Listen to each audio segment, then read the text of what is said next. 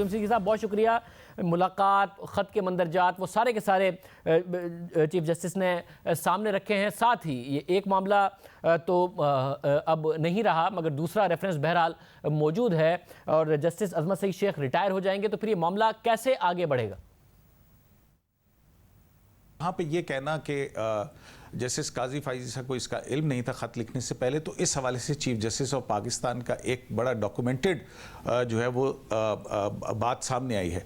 लेकिन इस बात के साथ ही और बहुत सारे सवाल जो हैं वो भी उठ गए हैं कि जो कि बतौर चीफ जस्टिस ऑफ पाकिस्तान उनके ओहदे से मुतल्लिक है कि क्या एक कंप्लेंट जो कि जैसे कि वो खुद कहते हैं कि सुप्रीम जुडिशल काउंसिल का काम है कि वो नोटिस की कॉपी दे, उसकी फॉर्मल कार्रवाई से पहले क्या चीफ जस्टिस ऑफ पाकिस्तान को ये रेफरेंस उनको दिखाना चाहिए था as per the statement of the Supreme Judicial Council जो इस वक्त जारी किया गया।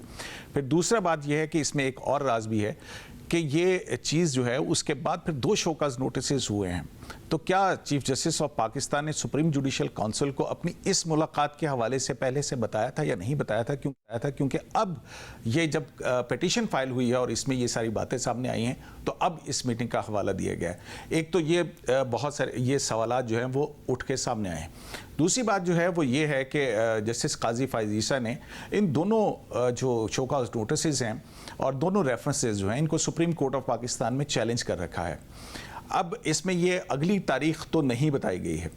अब देखना ये है कि आया सुप्रीम कोर्ट ऑफ पाकिस्तान उस जो काजी फाइज ईसा की पिटीशन है उसको फिक्स करती है या नहीं करती है, और वो कब तक फिक्स करेगी।